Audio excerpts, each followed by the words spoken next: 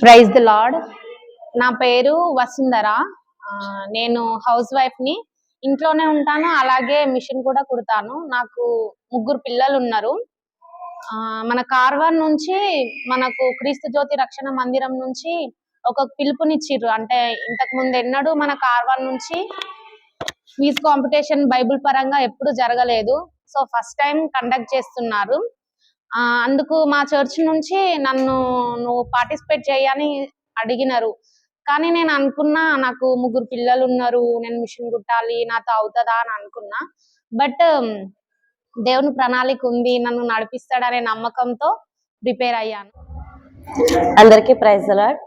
నా పేరు రమ్య. నేను ఒక హౌస్ వైఫ్ని. నాకు ఇద్దరు పిల్లలు. నేను క్రీస్తు జ్యోతి రక్షణ మందిరంలో నేను కూడా ఒక యూత్లో ఒక భాగస్వామిగా నేను ఉన్నాను. నాతో పాటు 6గురిని ఎంచుకున్నారు క్విజ్ పోటీకి అన్నప్పుడు నేను కూడా చాలా భయపడ్డాను. ఈ బైబిల్ అనే దాన్ని మనం ఎంత చదివినా అర్థం కాదు, ఏ రకంగా చదవాలి, ఏ రకంగా అర్థం చేసుకోవాలి అన్న దానికి భయపడ్డాను. అందరికీ ప్రైజ్ లార్డ్. నా పేరు సోని, నేను ఒక ఎంప్లాయీని. నేను బైబిల్ ఎలా ప్రిపేర్ అయ్యానంటే, మొదటగా నేను ఏదైనా పుస్తకాన్ని చదవాలనుకుంటే ఆ పుస్తకం గురించి అసలు దాంట్లో ఏముంది, సమాచారం ఏముందో దాని గురించి మొదటగా నేను యూట్యూబ్ లో స్టోరీ విన్నాను. చాలా స్టోరీలు విన్నాను. దాని ద్వారా అసలు ఆ పుస్తకం దేని గురించి ఉంది ఏంటి అనేది నాకు అర్థం అవ్వాలి. ఫస్ట్ బైబిల్ చదివితే అర్థం కాదు కదా, అందుకే మొదటగా నేను యూట్యూబ్ లో స్టోరీ విన్నాను. దాన్ని బట్టి నాకు ఏంటి అంటే ఈజీ అయిపోతుంది చదివేటప్పుడు అని చెప్పి నేను చదివాను, బైబిల్ చదివాను. అయినప్పటికీ బైబిల్ చదువుతుంటే చాలా కష్టతరంగానే ఉంది. ఎందుకంటే బైబిల్ అనేది ఒక పెద్ద సముద్రము. అది ఎన్నిసార్లు యాజకులకే అది సులభము, మేము ఫస్ట్ కాబట్టి చాలా కష్టంగా అనిపించింది. అదే విధంగా చాలా కొన్ని విషయాలు గుర్తున్నాయి, అలాగే చాలా మర్చిపోయాము. అందుకని నేను ఏం చేశానంటే రెండోసారి కూడా చదవడం వల్ల కొంచెం నేను చాలా పర్ఫెక్ట్ అయ్యాను. ఏ విధంగా అడిగినా ఆన్సర్ ఇచ్చేలాగా ప్రిపేర్ అయ్యాను. అందరికీ ప్రైజ్ ది లార్డ్. నా పేరు గ్రేసీ. నేను ఇప్పుడు డిగ్రీ ఫైనల్ ఇయర్ చదువుతున్నాను. ఈ కార్వాన్ లో ఫస్ట్ టైం క్విజ్ జరిగింది 2026 లో. ఆ 12 చర్చెస్ లో మన క్రీస్తు జ్యోతి సంఘం ఫస్ట్ ట్రోఫీ గెలిచింది.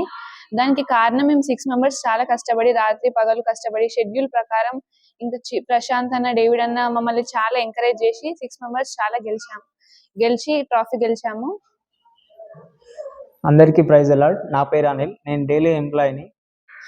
మా మందిరంలో నేను వైస్ ప్రెసిడెంట్గా ఎన్నుకోబడ్డాను. అందరికీ ప్రైజ్ ది లార్డ్. నా పేరు రాజు. నేను డిగ్రీ ఫైనల్ ఇయర్ చదువుతున్నాను. క్రీస్తు జ్యోతి రక్షణ మందిరంలో యూత్ ప్రెసిడెంట్గా ఎన్నుకోబడ్డాను. రౌండ్ నెంబర్ 1 లో మాకు శరత్ పాస్టర్ గారు అడిగిన క్వశ్చన్స్ చాలా టఫ్ అనిపించినాయి. అంటే ఆన్సర్స్ కూడా తనే చెప్పేసి ఇంకా డెప్త్ లోతుగా అడిగారు. అంటే మేము ఇంత నేర్చుకున్నా ఇంకా మేము నేర్చుకోవాల్సింది ఇంకా ఉంది. అసలు బైబిల్ నుంచి మేము నేర్చుకున్నది కొంచెమే అనిపించింది. దాంట్లో రౌండ్ నెంబర్ 2 లో వచ్చేసరికి ఇంకా చాలా టఫ్ అనిపించింది. అలాగే నాకు బైబిల్ చదివేటప్పుడు న్యాయాధిపతులు కొంచెం టఫ్ అనిపించింది. ఎందుకు అంటే అప్పటి వరకు మనకు రాజులు, న్యాయాధిపతులు అంటే ఎవరు లేరు. ముందుండి యెహోషువ నడిపించిండు, అక్కడితో అయిపోయింది.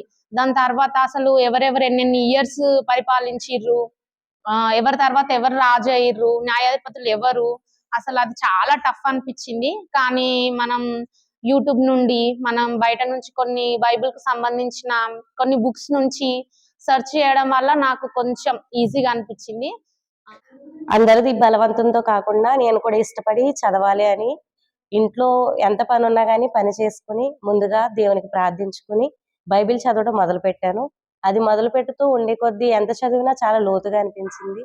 కానీ దేవుని దయ వల్ల ఇంట్లో చదవడం, అలానే ప్రాక్టీస్ చేయడం, చర్చికి వచ్చి మా 6గురం కూడా సహవాసంతో ఒకరికొకరం తెలిసిందని చెప్పుకోవడం వల్ల మా విజయానికి ఇది సంకేతంగా మారిందని నేను అనుకుంటున్నాను. ఫస్ట్ రౌండ్ బాగానే అయింది. 5 క్వశ్చన్స్ కి 4 ఆన్సర్ చేసినాం. కానీ సెకండ్ రౌండ్ వచ్చేసరికి 5 క్వశ్చన్ లో మేము ఓన్లీ 1 ఆన్సర్ ఇచ్చినాం. అప్పుడు అసలు మేము చాలా టెన్షన్ అయినాం. దట్టు ఇంకా 4 రౌండ్స్ అనుకున్నాము, బట్ 3 రౌండ్స్ కి క్లోజెస్ అనేసరికి మేము అసలు ఖచ్చితంగా కప్పు కొట్టాలి అని పట్టుదలతో చదివిన వాళ్ళం. సెకండ్ రౌండ్ లో 4 పాయింట్స్ పోయేసరికి చాలా అప్సెట్ అయినాం. అసలు అట్లా మిస్ అయినాం, అసలు ఇంత చదివి కూడా ఇంత లోతుంటది ఆ బైబుల్ అని ఆశ్చర్యంగా అనిపించింది చాలా. కానీ ఫైనల్ గా అయితే విన్ అయినాం. థర్డ్ రౌండ్ లో పాయింట్స్ విన్ అయ్యేసరికి చాలా హ్యాపీగా అనిపించింది. అండ్ మా అయ్య గారు కూడా చాలా హ్యాపీగా ఫీల్ అయ్యారు. తన సంతోషం చూసి అయితే మాకు ఇంకా సంతోషంగా అనిపించింది. అండ్ మా పాస్టర్ కి చదువు రాదు అని ఎవ్వరి ముందు తక్కువ అవ్వద్దు, అందరితో సమానమే, తనని అసలు తక్కువ అనుకోద్దనే పట్టుదలతో అయితే మేము అందరం 6గురం చాలా కష్టపడి చదివినాం. తన పేరు నిలబెట్టడం కోసమే తన గురించి అందరు గొప్పగా మాట్లాడుకోవాలి, తన సంఘం గురించి మాట్లాడుకోవాలనే పట్టుదలతోనే మేమైతే ఖచ్చితంగా చదివినాం. అట్లా చాలా కష్టం అనిపించింది. నేను కూడా చదువుతానో చదవలేను అని చెప్పేసి. ఎందుకంటే స్టార్టింగ్ లో నేను ఏం చదివేదాన్ని కాకపోతుండే. ఎప్పుడైతే బైబిల్ క్విజ్ పెట్టారో అప్పుడు చదివితే నాకు చాలా కష్టంగా అనిపించింది. వీళ్ళందరితో అందరు చదువుతున్నారు, నేను కూడా ఎందుకు చదువుకోవద్దు అని చెప్పేసి నేను చదువుకొని కొంచెమైనా వీళ్ళతో పోల్చుకుంటే కొంచెమైనా చదువుకొని ఇప్పుడు అందరి మధ్యలో మేము 6 మెంబర్స్ గెలిచి ట్రాఫీ గెలిచాము. ఆరుగురిలో ఒక్కనిగా ఎన్నుకోబడ్డందుకు చాలా సంతోషించాను. దేవుడు నన్ను ఎన్నుకున్నందుకు చాలా కృతజ్ఞతతో ఉంటాను. మరియు నేను ఇక్కడ చదువుకున్నందుకు చాలా ఎదుగుతూ మరియు ఇంకా యూత్ కి చాలా మెసేజ్ ఇవ్వాలనుకుంటున్నాను. నేను బైబిల్ ఎంత చదివినా నాకు అర్థం కాలేదు. మా సంఘంలో దేవునికి సమర్పించుకున్న డేవిడ్ అన్న వ్యక్తి నాకు 1కి 10 సార్లు ఎక్స్ప్లెయిన్ చేసి నాకు అర్థం కాకుండా అర్థం చేసి ఆయన ద్వారా నేను బైబిల్ మంచిగా చదువుకున్నాను. నాకు తెలిసి నేను క్రైస్తవురాలనే, చర్చికి వస్తున్నా వెళ్తున్నా ఓకే, కానీ బైబుల్ చదివితే ఇంత డెప్త్ ఉందా, ఇంత మన మనస్సుకు టచ్ అయ్యే విధంగా ఉంటుందా బైబుల్ అనేది తెలియదు. కానీ నేను దేవుని కృప వల్ల బైబుల్ కాంపిటీషన్ ఉంది, ఎగ్జామ్ ఉంది, ఈ బైబుల్ క్విజ్ ఉంది అనే రీజన్ తో అయినా నేను బైబుల్ చదివిన. దాని వల్ల నాకు చాలా హ్యాపీగా ఉంది. దాని లోతు తెలుసుకున్నప్పుడు అది మన మనసుకు తగిలినప్పుడు దాన్ని మనం ఫీల్ అవుతాం. అందులో వాళ్ళు ఏడుస్తే మనము ఏడుస్తాం. అంత హ్యాపీనెస్ అనిపించింది. నెక్స్ట్ ఇయర్ 2027 లో కూడా నాకు అవకాశం వస్తే నేను బైబిల్ క్విజ్ లో పార్టిసిపేట్ చేస్తా అని అనుకుంటున్నా. ఇప్పటి నుండి అయినా బైబిల్ ని మర్చిపోకుండా ప్రతిరోజు ధ్యానిస్తామని నేను నమ్ముతున్నాను. ఈ చిన్న అవకాశం ఇచ్చినందుకు వందనాలు. ఈ 2026లో ఇది మా మొదటి విన్నింగ్. దీన్ని బట్టి మేము చాలా సంతోషిస్తున్నాం. మా సంఘంలో కూడా మేము కష్టపడిన దానికి ప్రతిఫలం దక్కిందని మేము అనుకుంటున్నాం. అలాగే నెక్స్ట్ ఇయర్ వచ్చేసరికి మా 6 భాగస్వామ్యంలో నన్ను కూడా మరలా ఏర్పరచుకుంటే దేవుని చిత్తానుసారంగా నేను కూడా మరలా పార్టిసిపేట్ చేయడానికి సిద్ధంగా ఉన్నాను. దేవుని విషయంలో ఇంకా ఎంత నేర్చుకుంటే అంత ఇంకా దేవునికి దగ్గరగా బ్రతుకుతామని నేను నమ్ముతున్నాను. ఈ విజయాన్ని మేము చాలా సంతోషిస్తూ 2027 సంవత్సరంలో కూడా మా సంఘం తరపు నుంచి మేము కూడా పార్టిసిపేట్ చేయడానికి సిద్ధంగా ఉన్నాము. ఇది యూత్ అందరికీ కూడా ఒక మొదటి అడుగుగా మేము నమ్ముతున్నాం. క్రీస్తు జ్యోతి సంఘం నుంచి మా ధన్యవాదాలు. అయ్య గారు చర్చ్ లో ప్రసంగించేటప్పుడు కొన్ని స్టోరీలు తెలుసు, కానీ నార్మల్ గా తెలుసు. పైన రిబ్కా అంటే ఎవరు, ఇస్సాక్ అంటే ఎవరు, వాళ్ళ కుమారులు, ఇలా పై ఎలా అయితే తెలుసు అలాగే తెలుసు. కానీ నేను ఎప్పుడైతే బైబిల్ చదవడం మొదలు పెట్టానో లోతుగా తెలిసింది నాకు చాలా. అంటే బైబిల్ అంటే ఇంత లోతుగా ఉంటదా, అసలు అదొక పెద్ద సముద్రం, అసలు ఎంత చదివినా తక్కువే, మనం ఎన్నిసార్లు చదివినా తక్కువనే. చదువుతున్న కొద్ది కొత్త పాయింట్స్ వస్తాయి. అరే నేను ఇది ఎలా మిస్ చేశాను, అదెలా మిస్ చేశాను అని అనే ఫీలింగ్ మనకు వస్తుంది. ఫస్ట్ చదివినప్పుడు ఈచ్ అండ్ ఎవ్రీ లైన్ ధ్యానిస్తూనే చదువుతాం, కానీ సెకండ్ టైం చదివినప్పుడు మళ్ళీ కొత్త ఫీలింగ్ వస్తుంది, మళ్ళీ కొత్తగా అనిపిస్తుంది. జస్ట్ ఒక్క పాయింట్ తోని మా క్రీస్తు సంఘం అనేది గెలిచింది. నెక్స్ట్ 2027 లో కూడా ఒకవేళ పార్టిసిపేట్ చేయాలనుకుంటే ఫస్ట్ దేవుడి మీద నమ్మకం, మన మీద నమ్మకం, ఒక లక్ష్యం గోల్ పెట్టుకొని మనం బైబిల్ ధ్యానిస్తే మనకు కూడా నెక్స్ట్ టైం 2027 లో కూడా మనకి మళ్ళీ ట్రాఫీ వస్తుందని నమ్ముతున్నాను. అందరికి ధన్యవాదాలు. ఇది మా సంఘం నుంచే కాంపిటీషన్ కండక్ట్ చేసినాం. అందులో మేమే గెలవడం మాకు ఎంతో సంతోషంగా ఉంది. ఇందులో అందరూ పార్టిసిపేట్ చేసినందుకు అందరికీ ధన్యవాదాలు. Thank you. బైబిల్ ఎంత టఫ్గా ఉన్న యూట్యూబ్లో స్టోరీస్ విని మరియు బుక్స్ మీద రాసుకుంటూ ఎంతో కష్టమైన చాలా షార్ట్కట్లో మేము నేర్చుకున్నాము. అసలు బైబుల్ ని ఏ విధంగా అర్థం చేసుకున్నాం, ఏ విధంగా చదివినాం అనుకుంటే ఫస్ట్ ఒకసారి బైబుల్ చదివినాం, కానీ ఏమీ అర్థం అవ్వట్లేదు.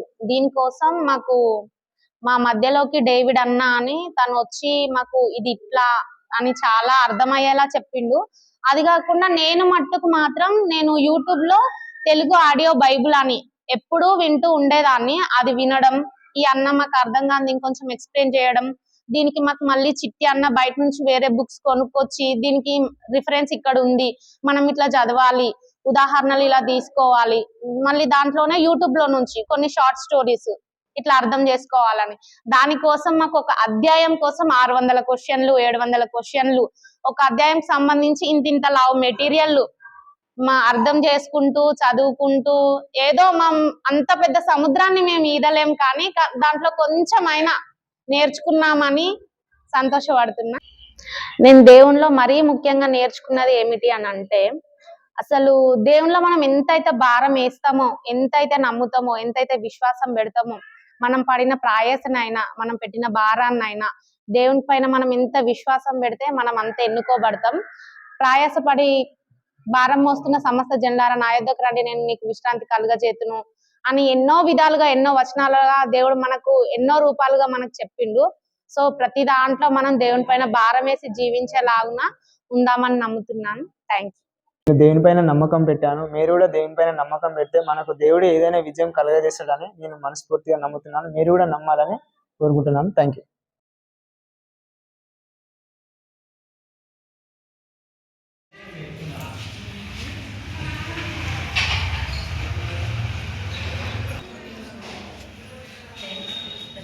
later